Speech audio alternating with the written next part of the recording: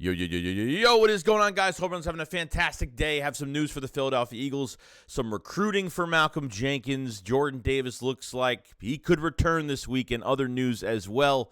Let's get straight into it. Because I've seen enough horror movies to know any weirdo wearing a mask is never friendly.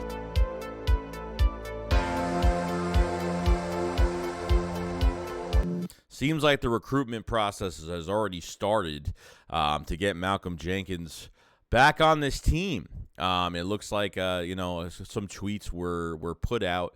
Malcolm Jenkins put out a tweet saying, everyone's asking if I'm coming back. Technically, the Saints have the rights to my contract. I know the Eagles fans love a comeback story, but don't think you'll get one this time. But I meant what I said with the emoji eyes. And then CJ Gardner-Johnson tweeted back and said, technically. So the Eagles have owned the Saints almost in every way possible, getting their first-round pick, trading for Chauncey Gardner-Johnson. And Chauncey Gardner-Johnson pretty much saying, technically doesn't mean anything. Because at the end of the day, the Eagles can, acquire him. Now he did sign a 4-year, $32 million contract, I think, in 2020. I even tried to look at the numbers on Over the Cap and Spot Track, and it looks like I'm not even really seeing what the cap hit is for him. Over the Cap has no stats for 2022 because technically this year would be the last year of his deal with the Saints. And since he's technically, I think, retired, I don't know what could happen here. So the money thing needs to work out. I don't know what's left on his contract. And I looked on Spot Track, and I saw nothing but guarantees, but that's really it. I'm not seeing a cap hit number for this year. So if someone can help me out with that, I would appreciate it.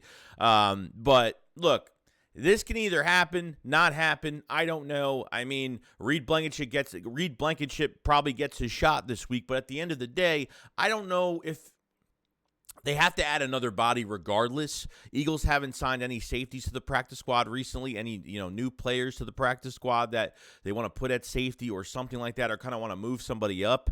So you really need another body with the safety position right now. And look, if Reed Blankenship can stay consistent like he did in that game against Green Bay, it would be fantastic. But like I said, it's only one game. And I would love it. No, there's no doubt. And then we wouldn't have to sign anybody. But at the end of the day, like you still need another body in that position right now. You have three guys. That's it. Someone goes down. Kevon Wallace is in. You really don't have any other depth besides that right now. Just imagine if if Chauncey is not on IR. As of right now, he's not on IR. So we're gonna find out the end of the week if he's gonna be put on IR. If he is, then this could be very possible. If he's not, he's going to be back in a few weeks. Even if he's not back in a few weeks, they can still add Malcolm if they really wanted. They can use Chauncey strictly at safety and move Malcolm around the field if that's what they want to do.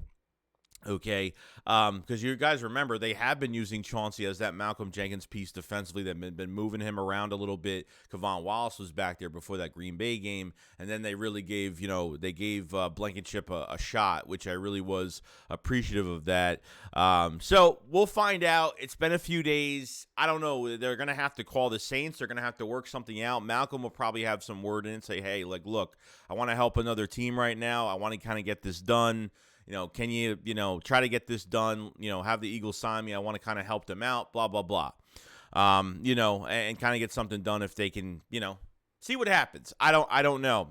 I don't know. I don't think it's going to be much to try to work something out. The Eagles own the Saints, and that's just the truth to it all. So we'll see later this week what happens down the road. It might not happen this week. It might happen next week. It might not happen until the playoffs. Who knows? Until we know what happens with Chauncey Gardner-Johnson, if he's put on the IR, which Nick Sirianni said yesterday he has no idea, then we'll figure out more things. So, secondly, Jordan Davis. It's pointing in the direction that he's playing this week. Just imagine Linval Joseph, Adamakin Suh. I mean, you're going to have Jordan Davis on top of it. The perfect week facing Derrick Henry. Okay, and not a great offensive line. You know what I mean? So I feel like the Eagles could shut down Derrick Henry this week. I think he'll get his yards, but I feel like they'll do a good job on him. And again, Jordan Davis back is fantastic. So he said the morale, he feels great. He says the morale is high. He says, I'm ready to play. It's up to the coaching staff to put me in the game. That's really it. I don't know if he's 100% healthy. It seems like he is. Seems like he feels really great. So, like I said, if Jordan Davis isn't 100% healthy, if he's even 90 or 85% healthy, I'm not putting him in for another week. I'll let him sit another week. I'm perfectly fine keeping Linval Joseph and Ndamukong Suh in that position and not really making any changes. But from what they've done so far, it's really pointing in that direction that he will play. Like I said, I don't know. He hasn't played in a bit, so it might take him a little bit even in that game against Tennessee to kind of get himself back to 100% of just feeling for the game in general. From the really nice words of Lane Johnson was on Chris Long's podcast, like I think it was a few days ago last week, something like that, and talked about how Ndamukong Suh and Linval Joseph have talked about Jordan Davis, that he's going to be a complete stud in the future. And for Jordan Davis to learn from these guys, from all these vets, is probably the best situation for him, which I'm really happy about. So we'll wait on this. We'll see what happens. But Jordan Davis added to this interior. You got beef in that sandwich now. A lot of beef in that sandwich. So we'll see. We'll see down the road what happens. And look, if he's 100%, he feels great. Let him play. If he's not, I'd sit him out for just one more week. Guys are going to start to come back now. Avonte Max will be, in a few weeks, will be back. Goddard will be back very soon by the Giants game. I mean, we have some guys coming back now, so we'll see. We'll see what happens.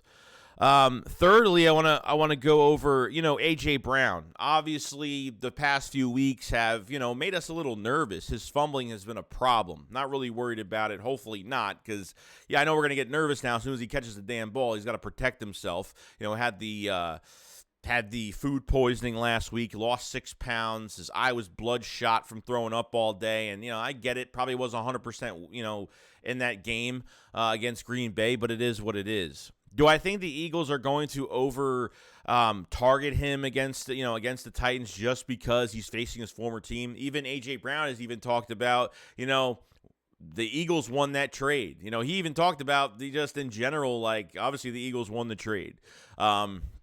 Because he has seen that the wide receiver struggle with the Titans. He's seen that, some of the, that maybe the front office didn't think he was worth what he was worth, and that he was hurt all the time, and he wasn't worth the money that he was wanting to get. And you know what? I think he wants to prove that. Now, do I think the Eagles are going to go in there and they're going to target him the whole entire way? I don't think it's going to happen. I feel like the Eagles need to win how they've been winning. I don't think they should change the game plan because A.J. Brown's facing his former team. But at the end of the day, I think A.J. Brown needs to do something to the Titans this Sunday. So, as much as I'm a fan of A.J. Brown, I don't want to change the game plan because A.J. Brown wants his revenge on the Titans, whatever the case may be. All the guys that face their former teams that say, hey, this is just a game for me. This is just a normal game. It's not. Every player that says that is bullshitting you. Every player wants to get some type of revenge on their former team. And I know A.J. Brown does, which is not. It's actually going to make it better because A.J. Brown's going to have a little bit more extra juice this week to face his former team, get some catches on them, and just show them like they made the wrong move by not paying him. So I think the Titans fans have been real salty since that trade. And they've done some things to A.J. Brown personally, which probably isn't good. They've threatened him. He couldn't have his football camp in Tennessee, and he had to cancel it because he was getting death threats for his family. I mean, that's how bad it got in Tennessee, and it's not right. You know what I mean? So Philadelphia's his home now. I'm not saying they have to change the game plan for him because if you start doing that, it's either going to be successful or it's not going to work out. Eagles still need to run the ball. Eagles still need to run the ball in the first half of Miles Sanders and then sprinkle in the pass. And that's what they have to do every game. What they did to Green Bay is what they have to do every single week. I thought the game plan was perfectly, offensively, I thought it was perfect. Other than A.J. Brown fumbling the pass a couple times in a couple weeks, yeah, it's maybe a little nervous, but hopefully he has learned from it. Protect the ball with two hands. Stop trying to extend the play with four guys around you. holding the ball with one hand and trying to extend the play and just trying to get as many yards as possible. I respect A.J. Brown for doing that, but obviously it's going to cause major turnovers, so we don't want that to happen. So let me know in the comment section below, what do you guys think of A.J. Brown? Should they over-target him? What do you guys think about, obviously, Malcolm Jenkins coming back, if you think that's going to happen, and other stuff like that? It's going to be interesting this week to see if Jordan Davis comes back, and we're going to get more healthy, guys. The great thing is, got 6 games, whatever the case may be. Okay, 6-7 games left in the season. Not much is left. You want to get guys coming back healthy. The Eagles going to be in the playoffs, so you always want to watch out for that. And just let me know in the comment section what you guys think about the injuries in general. Jordan Davis coming back. Would you play him this week if he's not 100%? You guys let me know, and I will see you guys on the next one. SHAKESQUAD up, follow slide. Peace out, guys. Peace.